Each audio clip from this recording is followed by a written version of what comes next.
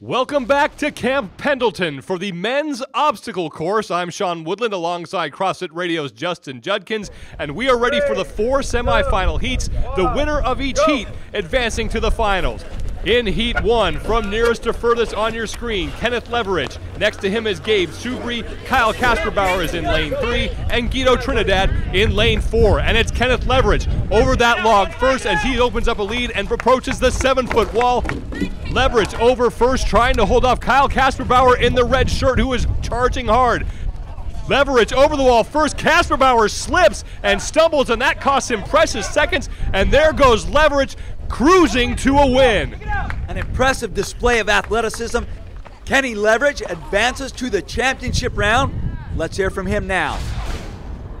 Just caught up with the heat winner of the obstacle course, Kenneth Leverich. You shaved a little bit off your time this last heat. Yeah, I think second time around I was a little bit more comfortable, and not to mention I had, a really good push by the other athletes, so it kind of drove me to be a little quicker, I think. Have you done something like this before? No.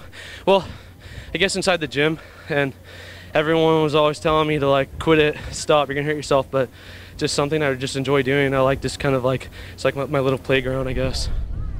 We are ready for the second of 4 semifinal heats. In lane 1, Philip Kniep. Next to him, Spencer Hendel in the black.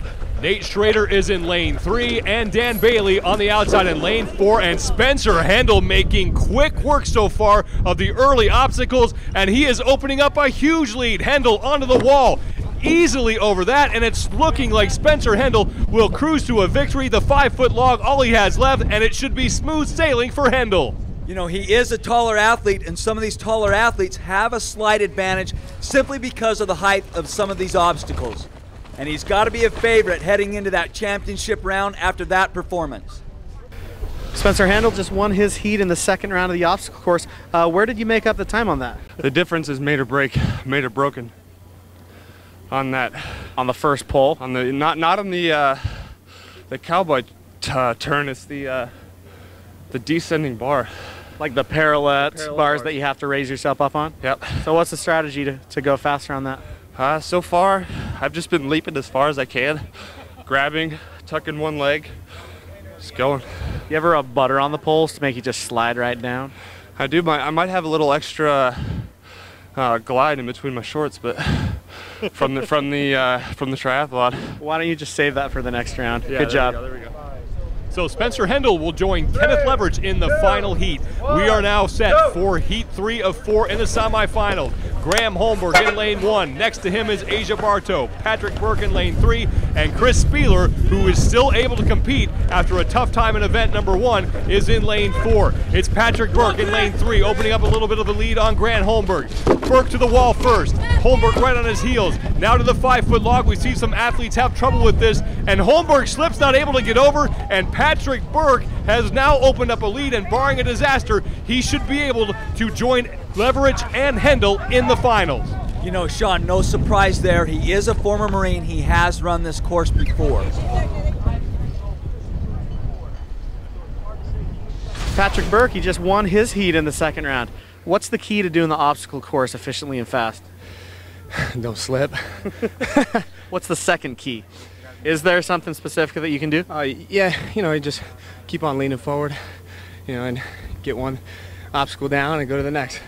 The final heat in the semifinals is ready to go. Closest to your screen is Justin Allen. Next to him is Neil Maddox. Lucas Parker in lane 3, and defending CrossFit Games champion Rich Froning Jr. in lane 4. Justin Allen with a stumble at the beginning. That's going to be hard to make up.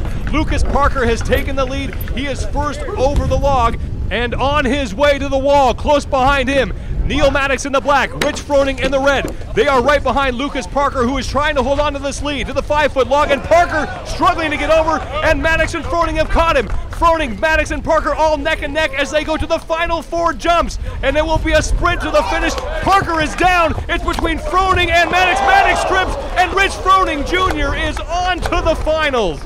An example of why you need to be perfect. Rich, that was neck and neck with Neil. This is the second heat. What did you do to beat him? They fell down. So you convinced that log to trip him? Yeah, I loosened up the screws on both his and Lucas. Both of them tripped, so someone's looking out for me there, so that's good. What's the key to going fast on the course? I think taller's better, but how tall are you? When other people fall down, it helps too. So either one. You're not the tallest guy in the games. That's true. And somehow you managed to go fast. That's true. I don't know what to stay low over the obstacles and get over them quick, I guess. Okay, that's the key to the obstacle course. After 4 semifinal heats, the field is set for the last heat of the day. Kenneth Leverich, Spencer Hendel, Patrick Burke, and Rich Froning Jr., the defending CrossFit Games champion, move on. There's a look at Kenneth Leverich, who won his heat to move into the finals. Next to him, Pat Burke, the 5-time CrossFit Games competitor. Spencer Hendel will be working next to Burke. Hendel has been absolutely dominating so far on the obstacle course. And then Rich Froning Jr., the 2011 CrossFit Games champion, will be in lane 1. You know, Sean, I am so impressed with these athletes' ability to adapt to a task and overcome it. Their times have gotten faster, they've gotten smoother as they've gone throughout the event. We'll have to keep our eye on Spencer Hendel. He has so far had the best times of the day. Hendel working right next to Rich Froning, who is the closest to your screen. Hendel, look at the distance he makes up with that jump. He is across the pole and onto the log, but in the far lane, it is Kenneth Leverich, who looks like he's trying to keep the pressure on Hendel. Leverich the first to the wall. Hendel is over that. Hendel now, look at the speed from the big man over the 5-foot wall. Leverich, though, staying right with them as both Leverich and Hendel have left Froning and Burke in their dust. Spencer Hendel, a slight trip, he's able to keep his feet over the final hurdle, and it is Spencer Hendel bringing home 100 points. Final heat of the obstacle course, Spencer Hendel is the winner. Spencer, you got faster each heat. What did you do different? It's not much I did different. I think I just fine-tuned everything. Like I said earlier, those parallel bars were really where it was won or lost. And you could really screw it up or, do really good. Now, you almost ate it on there right before the rope on the last one. Almost ate it on that one. You having trouble staying on your legs? The triathlon might be playing a little bit into this. A little bit tired? A little bit tired. Before we go, I just want you to show us one thing. Show me your O face. We're on the O course. I want to see your O face.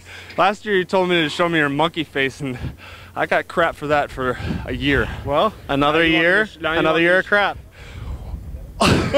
Well, there you go, Spencer's O face. Spencer Hendel, the winner of the men's obstacle course. He holds off Rich Froning, the 2011 CrossFit Games champion, to get the win. Here's a look at your men's standings after 3 events.